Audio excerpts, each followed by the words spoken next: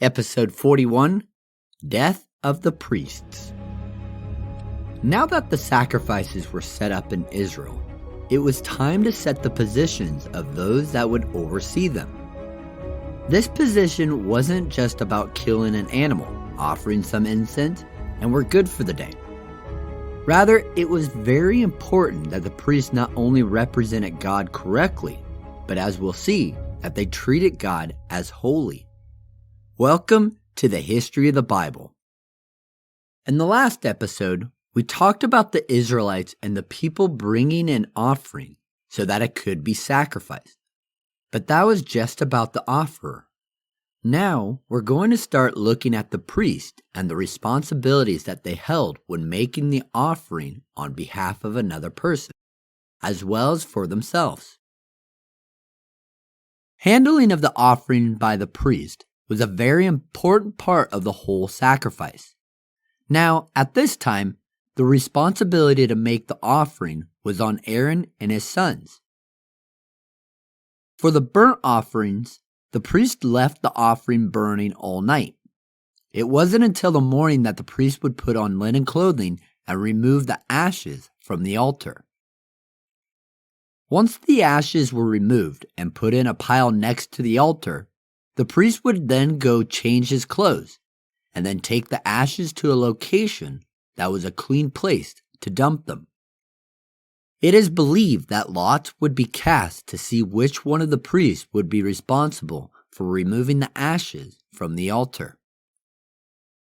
The fire within the altar is to be burning all day and night. This represented that the priest was obligated to keep the worship of God ongoing without interruption. For the grain offering, a portion of it was offered as a burnt offering. The rest was to be eaten by the priest without yeast inside of the tabernacle's courtyard. The sin offering too would have a portion of the animal that would be burned up on the altar, but it would also have a portion that would be given to the priest that made the sacrifice. He and all the males within his family were allowed to eat of its meat, but only in the courtyard of the tabernacle. The guilt offering was to be treated the same as the sin offering. The priest that made the offering, he and his family would get a portion of the food so that they could be fed. This was pretty typical of this time of priest. Other ancient societies often allowed the priest to eat a portion of the offering that was given to the deity. This would provide for the priest and his family. However, God didn't need people to bring him food to help sustain him, so the food would be given to the priest. The priest would also receive the skin of the animal, which would be used as a form of payment, in a sense, for the priest. The fellowship offering, or peace offerings, was broken up into different types of motives for offering the sacrifice. It could either be a thanksgiving for God's favor, a vow that was just fulfilled, or an offering of free will. For the priest, when someone offered a fellowship offering, if it was for thanksgiving, they would get a portion of the meat and bread, but it had to all be eaten that day by the priest and his family. Nothing was supposed to be left over in the morning. On the other hand, if it was for a vow or the offering of a free will, the meat and bread were allowed to be eaten until the third day. And if it was eaten on the third day, the offering was not accepted. So the Lord would provide food for the priest through the offerings that the people would bring in. But before the priests can take their positions, they must be consecrated or made holy before they begin. This is where God officially sets up the priesthood so that they can serve him to all generations. To do this, Moses takes Aaron and his sons and has them cleaned up. Then he places the priestly garments that were made for them on them. Aaron would wear the high priest garments with the chest piece, the turban, and crown, and everything else that was made for the garment. His sons would not be wearing as nice of garments as Aaron would be. They only wear coats, sashes, and caps. Moses then anointed the tabernacle with oil and then poured it on Aaron's head. After being anointed for the position, showing that he and his sons were now set apart for becoming the priests to the Lord, a sacrifice was performed. Before Aaron and his sons were set apart to perform the sacrifices, the head of the household would normally perform the sacrifices. But now it was to be Aaron and his descendants that held the responsibility of performing them. With Aaron and his sons anointed, a bull was offered for a sin offering for them, which was the required animal for the offering for the priest. But for this offering, instead of just having one person laying their hands on the animal, all Aaron and his sons placed a hand on the head of the animal, signifying that it was on behalf of them all. That was done with the ram that was offered for the burnt offering. All of them placed their hands on it. But instead of them killing it, Moses was the one that killed the offerings and prepared the sacrifices. During this consecration of the priest, Moses placed some blood from the sacrifice on their right ear, right hand, and right foot. Some scholars believe this to be a symbol of the whole body being purified, but also with the ears it meant that they were to hear the word of God. With the right hand, they were to carry out the assignments of the Lord, and with their feet, they were to live out holy lives. After the sacrifice and the consecration of the priest, a period of 7 days, which is a number of completion, would pass. On the 8th day, Aaron and his sons performed all of the sacrifices, the sin, burnt, peace, and grain offering. However, instead of burning the burnt offering, the Lord showed up in his glory, appearing before all the people and the priests that had assembled to watch the moment of the priest taking on their role in society. The way that the Lord showed himself in his glory is not mentioned here, although he has shown himself in many different ways, and most of them were an aspect of nature that could not be made into an image. For Moses, it was a burning bush.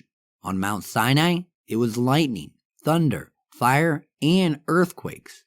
And to the whole nation of Israel, God showed them his glory in a pillar of fire and a cloud that led them out of Egypt. Most likely, it would have been another form of nature that the Israelites could not be able to make an image out of. But while the glory of the Lord was present over the tabernacle, the burnt offering was laying on the altar, waiting to be burned. Aaron wouldn't have the chance to burn the burnt offering, because Leviticus 9 verse 24 says that fire came out from before the Lord and consumed the offering. Now, the people knew that the Lord was among them. As a side note, some believe that the fire that was started by the Lord was maintained until the building of the first temple by Solomon, where it was rekindled at the dedication of the temple. It was during this ceremony that Moses passed on the responsibility of being the priestly mediator between God and the people. That was now the responsibility of Aaron and his sons. With this, the people rejoiced and were blessed by Aaron. However, things would not always go perfectly. On the same day that they were being anointed priest, Aaron's 2 oldest sons would test the limits of what was allowed to be offered and what was not. In Leviticus 10, verse 1, it says that his 2 sons tried to offer incense with a foreign fire or strange fire. The fire came from the presence of the Lord and consumed them. The same fire that just accepted the burnt offering now took the lives of Aaron's 2 eldest sons. Some scholars say that what they did wrong isn't fully known. Though they may have used another fire other than the fire from the altar that the Lord started, the command to use the altar's fire isn't ever given by the Lord. It could have been that they tried to offer the incense between the morning and evening offerings, when they were only commanded to perform the incense burning right after those offerings. Others say that the fire that they used was the issue. Not that it wasn't from the altar, but they used coals to burn the incense, thus bringing something unholy into the presence of the Lord. It could have been that they performed the offering incorrectly, doing it the way they thought best, rather than what the Lord had told them to do. Some scholars believe that they had to do with them being drunk when they offered the incense, because in verse 9 of chapter 10, the Lord commands Aaron that the priest should not drink any wine while on duty. It could be that this command was given because of his sons. In other societies, it was often normal for the priest to be drunk during the sacrifices. Or it could have been that they tried to enter the most holy of holies area of the tabernacle. Whichever one of these things happened, it is for sure that Aaron's sons did not honor God and show him as holy. So when Aaron's sons died, instead of having Aaron carrying them out to be buried, Moses and Aaron's cousins would be called on to do the task. Aaron himself, nor his 2 remaining sons, were allowed to be part of the mourning. Normally, a person would tear their clothes and let their hair down. Because they were killed of something that was not called for by God, they were forbidden to mourn the loss of Aaron's 2 sons. The reason that they were killed was that they did not show the honor that was deserved by God, and so they were taken outside of the camp, which is interesting because this is where the remains of the sacrificed animals and ashes were taken.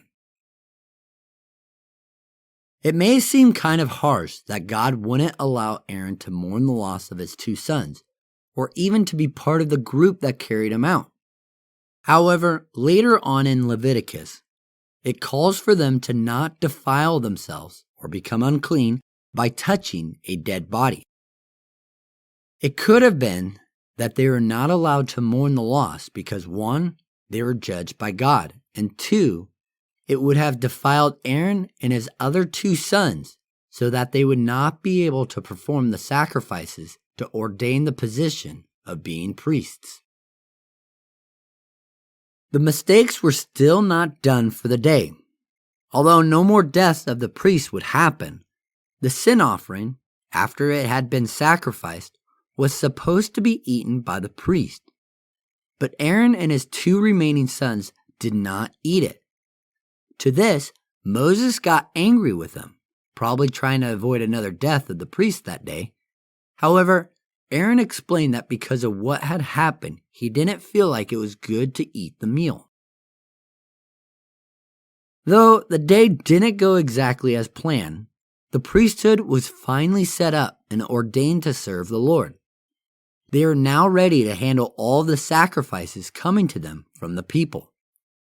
Now, when you think about it, there are only 3 priests, Aaron being the high priest and his 2 remaining sons. How can only 3 people handle all of those sacrifices from day to day? Although it may sound like the Israelites were required to make a sacrifice every time that they sin, that isn't fully true. For the covering of the sins of the Israelites, the Day of Atonement is to be set up. The Day of Atonement happened once a year, and it covered the sins of all of Israel.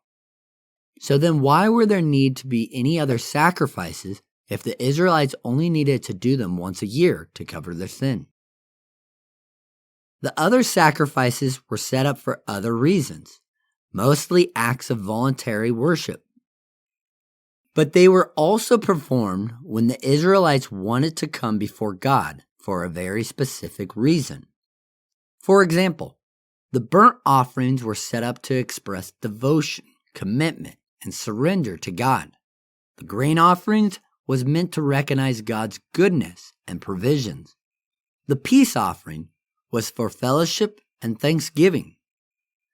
The sin and guilt offerings were set up for when someone unintentionally committed a very specific type of sin. These sacrifices were so that the Israelites could come before God throughout the year instead of waiting for the Day of Atonement. When they are wanting to show their worship to God, set up a vow between themselves and God, or needed to become ceremonially clean, these sacrifices were offered. Yes, the priests were required to offer 2 sacrifices every day, just as a normal part of their position, once in the evening and in the mornings. Otherwise, it was just sacrifices that the people would bring to them out of their own worship so that they could come before God. The Day of Atonement was the one time of the whole year when the high priest would enter the Holy of Holies section of the tabernacle. The ceremony of the Day of Atonement was about removing the sins of Israel so that God could continue to be among his people. So it began with the high priest. In the beginning, it would have been Aaron, offering a bull as a sin offering for himself. That way he can come before God. Then a ram would be offered as the burnt offering. Once the bull and ram were sacrificed, the high priest could bring a fire pan with coals from the altar and bring it into the Holy of Holies area. Once inside, he would take 2 handfuls of incense and burn them. This would create a cloud inside the room of the Holy of Holies, so that the high priest would not be able to see the presence of God fully due to the cloud created by the incense. This would be for the atonement of the priest. Then the high priest would come before God with 2 goats and make atonement for the people. A lot would be cast to determine which goat would go and which one would stay. Casting lots was similar to what we do today when flipping a coin and making a decision based on the results of chance. It would indicate which goat would be for the Lord and which one was to be sent off to Azazel. More on Azazel in a second. When it says that one goat was to be sent off to Azazel, what would happen is a man would be standing ready, and when the high priest cast the lot and the decision was made for which goat would go and which would stay, the priest in waiting would take the goat and send it out into the wilderness and be released. The reason for this is because it was a symbol of the high priest laying all the sins of the nation on this goat and sending them away. Just like the Bible says in Psalms 103 verse 12, God removes our sins away from us. The one goat that was sent away, the high priest laid his hands on the head of the goat and prayed all the nation's sins into the head of the goat. Then it was removed by being sent out into the wilderness. And all of the sins of the nation went with it. The second goat would be killed for the blood to cover the nation's sins. This Day of Atonement would happen every year, and it was the only time that the high priest was allowed to go into the Holy of Holies room. Otherwise, all other sacrifices were to be done outside of the room in the outer tabernacle. Now to go back to the meaning of Azazel. This is what the goat being sent into the wilderness was for. Scholars are still unsure of what the meaning of Azazel is. Traditionally, it was thought of as 2 Hebrew words being combined, go and going away. This would mean the goat that goes away, thus the meaning of scapegoat comes from. There are 2 other meanings that scholars believe it could be. The first thought is that it is thought to be a demon. In Jewish legends, it is believed that Azazel is connected to a fallen angel that has a similar name. This demon does not have any power, but only portrays and personifies wickedness itself, nothing more. Therefore, when the scapegoat is sent to this demon, it is thought that the Israelites were sending their sins back to the thing that personified wickedness. The other thought is that Azazel was a place and that it could be connected to the Hebrew words that mean strong, rugged mountain, or cliff. Some think that when the scapegoat had the sins of Israel placed on it, the priest in waiting would take the goat to a specific spot that would then push the goat off the cliff, killing it by the fall. However, the Bible never mentions a goat being killed, but the opposite is seen. In Leviticus 1 verse 10, it says that the goat was to be presented alive before the Lord, and that it was to be sent out into the wilderness. Ultimately, whether it is a place, a demon, or simply the goat itself being called the scapegoat, the name Azazel is not known. But the reason for the goat being sent into the wilderness is known. It's meant to remove the sins of the Israelites so that they can have fellowship with God.